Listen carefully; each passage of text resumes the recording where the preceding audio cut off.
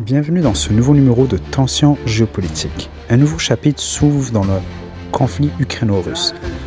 Joe Biden vient d'autoriser les Ukrainiens à utiliser les missiles américains MS, connus sous le nom de ATACMS, c'est-à-dire Army Tactical Missile System, et qui peuvent atteindre jusqu'à 300 km à l'intérieur des terres russes.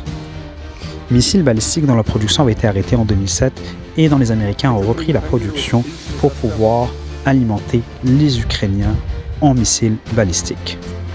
Quelques jours après l'annonce faite par Joe Biden, le président russe Vladimir Poutine a confirmé que des missiles avaient atteint le territoire russe et précisément la région de Koursk en atteignant le centre de commandement nord de la région de Koursk, région occupée par l'armée ukrainienne.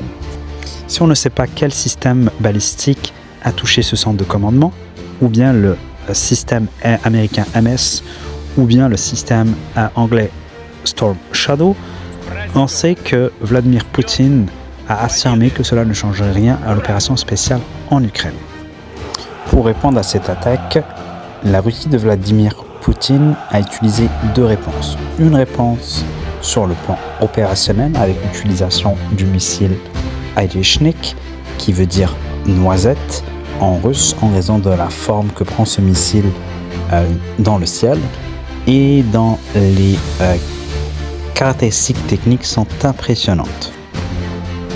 Avec une vitesse de 10 Mach, soit l'équivalent de 3,4 km à la seconde, ce missile a stupéfié le monde et suscité de nombreuses questions et démontré l'avancée technologique qu'a la Russie sur le reste du monde.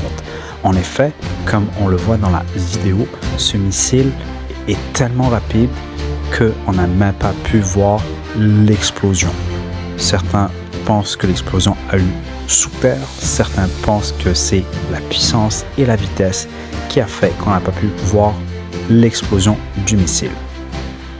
Au final, ce missile est l'équivalent d'une frappe de dissuasion nucléaire puisqu'il démontre à l'Occident qu'il n'est pas possible d'arrêter ces missiles. Cette situation, surtout si elle dégénère, risque de rendre les négociations que souhaite mener Trump très difficiles.